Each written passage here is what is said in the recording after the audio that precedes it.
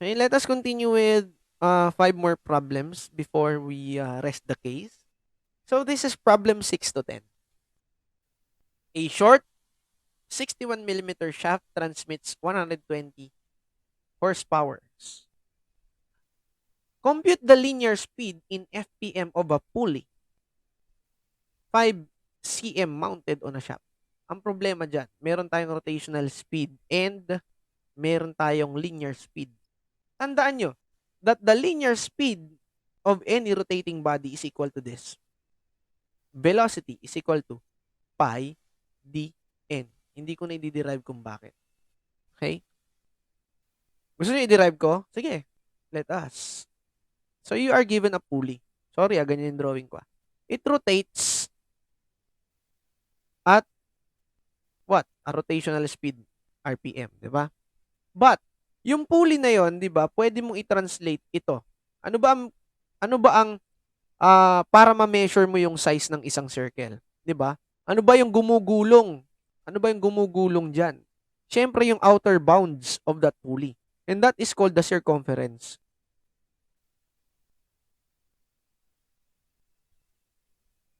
'Di ba? Kapag pinutol mo itong pulley na ito at ginanon mo, 'di ba linear 'yan? Line, 'di ba? And this is equal to pi d. Ayun no? Circumference times n.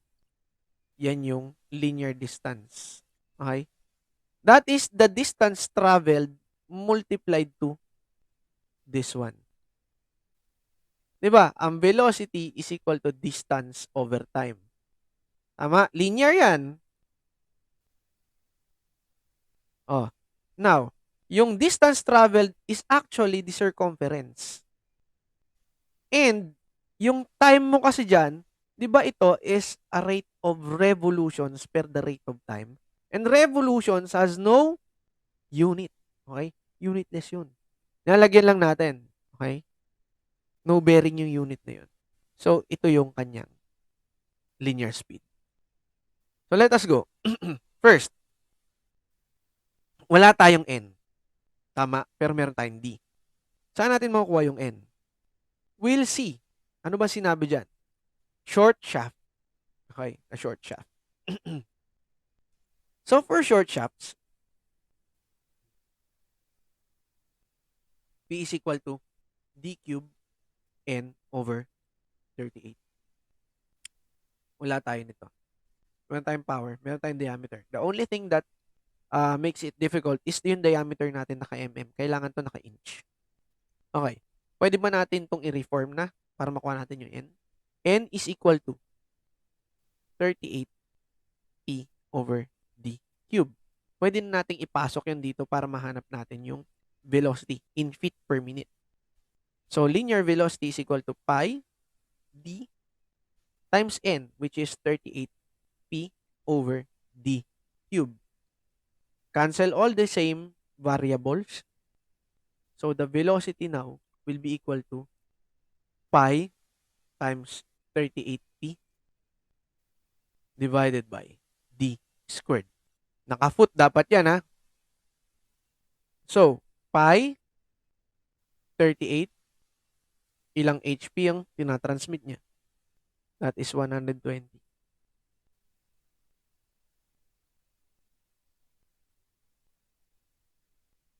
cm.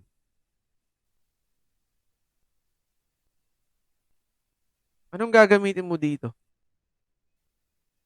Of a 55 cm. Ayun, 55 cm. Kaya lang, yung shaft. Ang hinahanap mo dyan, yung shaft. Okay?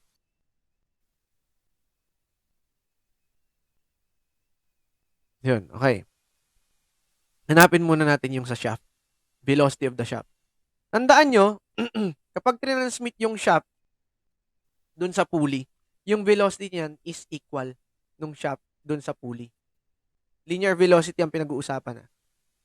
So, that is 120 HP divided by, dapat to naka-inch yung 61.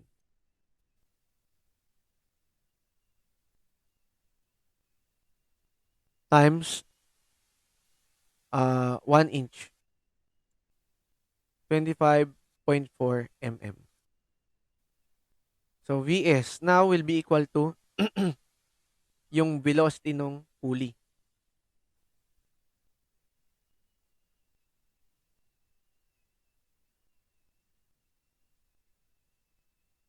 So, that is shift pi times 38 times 120 divided by 61 over 25.4. The answer is inch to naka-inch pa yan. Inch squared. Okay. Ba't yan naging ganun? Squared. Oy, hindi ko nakuha. Squared. Wait lang ah. Okay. N. Pi dn.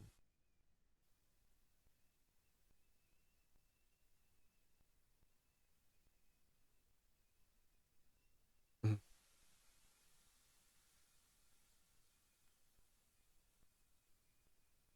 Ayun, may mali ako dito. N is equal to 38 feet d cube. Tama naman. RPM dapat to. RPM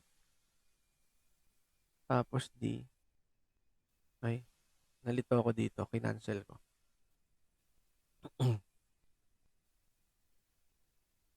Empirical pala to. Kailangan, diniretso ko. Hindi mo pwedeng gawin to ah. Empirical to. Okay, empirical siya. D times 38 P over D cube. Diretso natin. So, D, ano yung D dito? 61 over 25.4 inch na to times 38 times 120 over 61 over 25.4 cube. Try natin. Ang lalabas dito is inch per minute yan. Kasi RPM to eh. Ay, inch per minute pa rin to. Shift pi times 61 divided by 25.4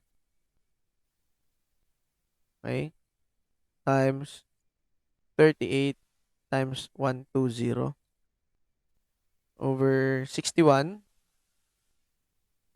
25.4 cube. Yan. Uy, nangyari. Yan. So, 2483. Okay.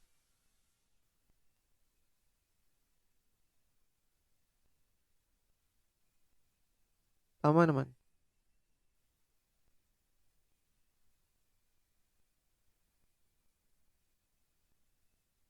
What happened?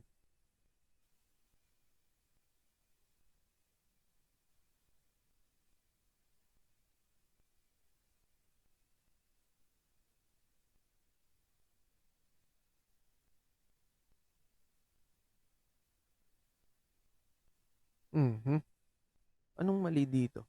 Okay. Step by step natin, ha? Step by step. I-solve muna natin yung n.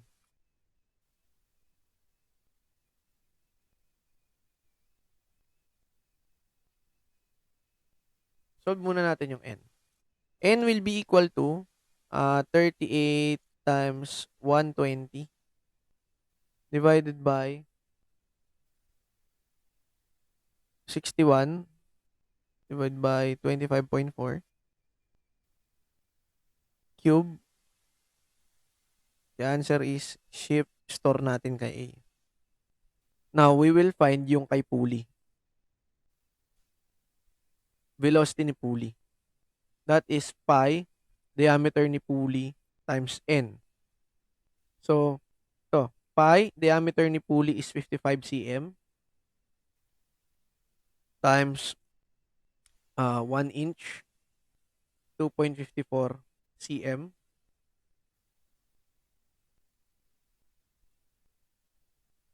times 1 foot 12 inch times yung nakuha nating answer. Recall natin si A. 329.2126 RPM.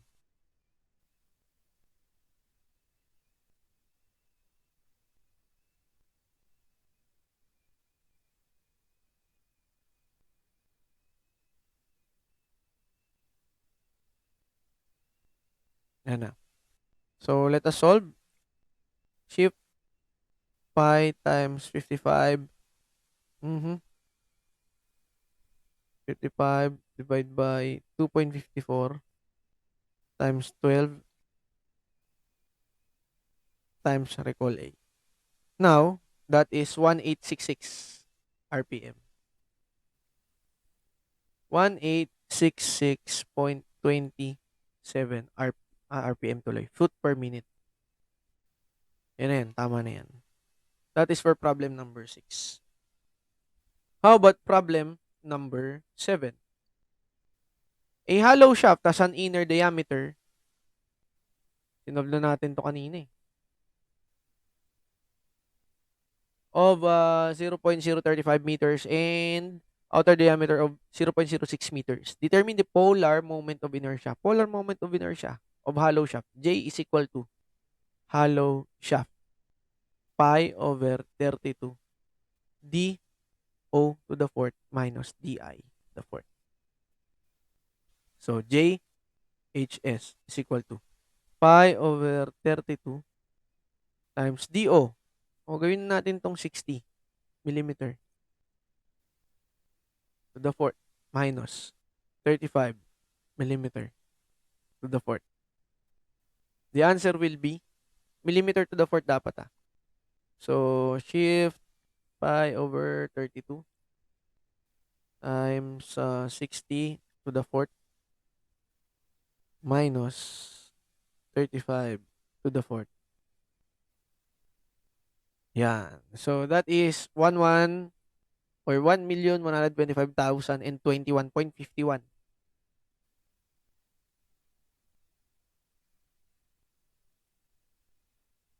millimeter to the fourth. That is the polar moment of inertia of that hollow shaft of the given size. Problem number 8.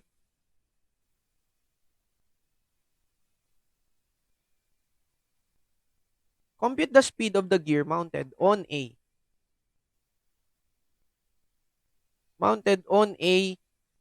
52.5 millimeter diameter shaft receiving power from a driving motor with.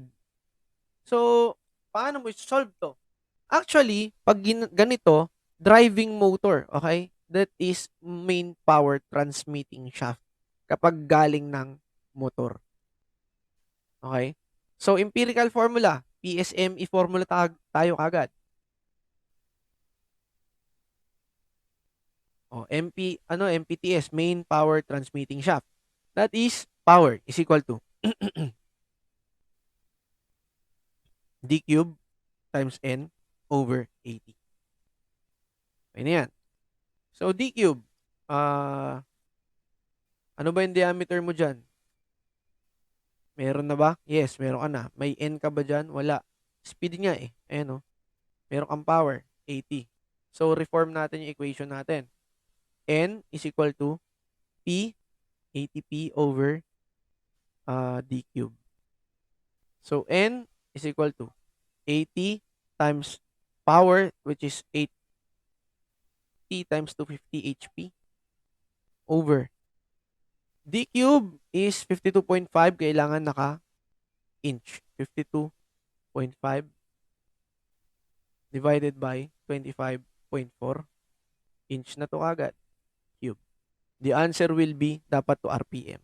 As is. Okay? 80 times 250 over 52.5 over 25.4 raised to 3. 2264.92 RPM. 2264.92 RPM. Very basic. Problem number 9. Determine the diameter of a line shaft transmitting 25 HP and having a speed of line shaft na naman. Nasa gitna. So, PSME formula ulit.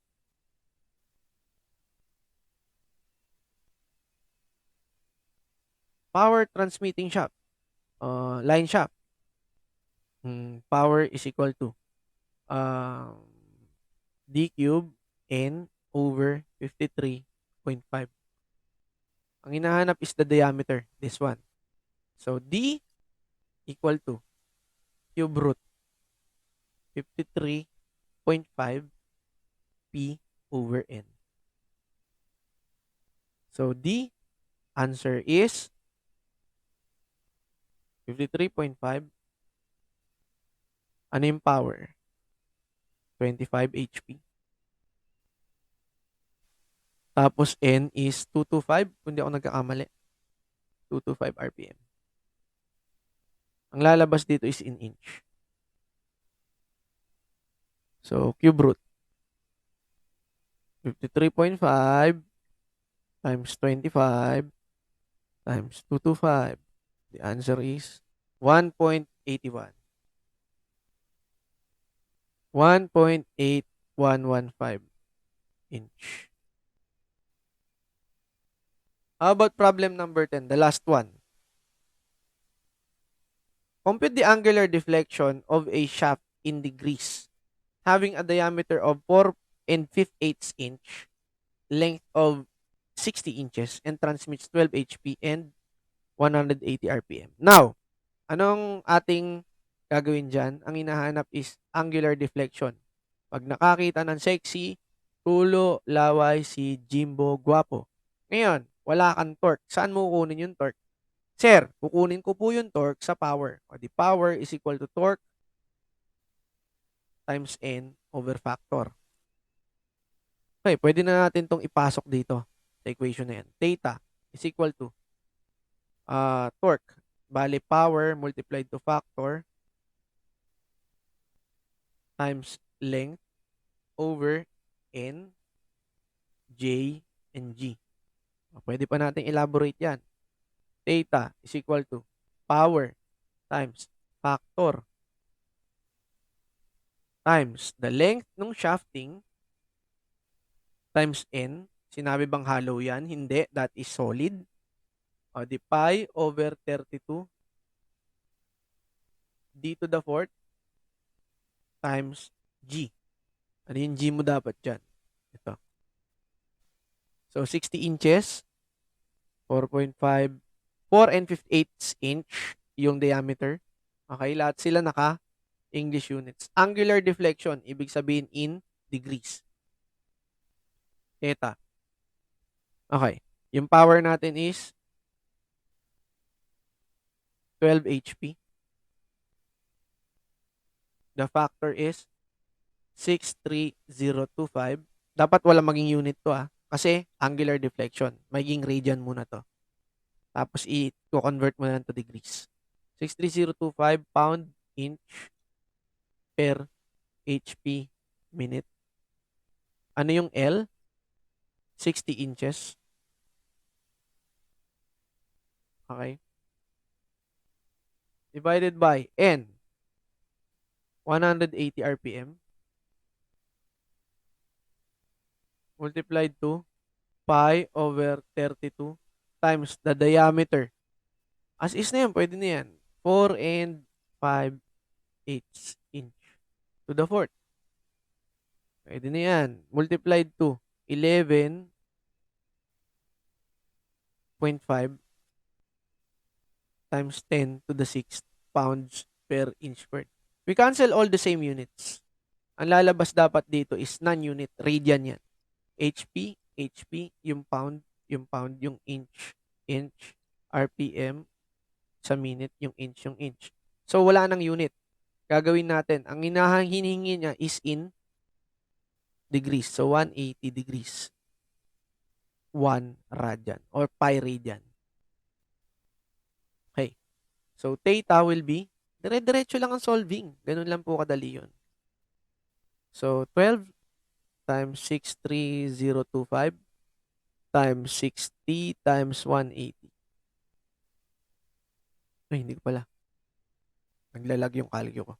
12 times 63025 and 5 times 60 times 180.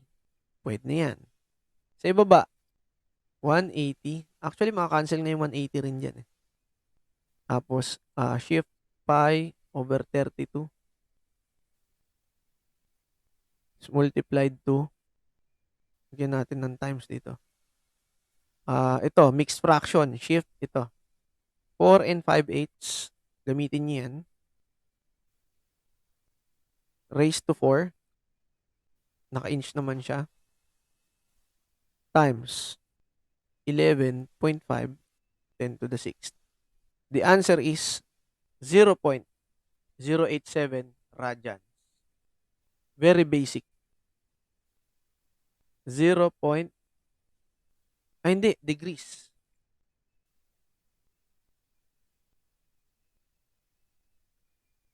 May nakalimutan ako dito. Ay, hindi, nasa baba eh.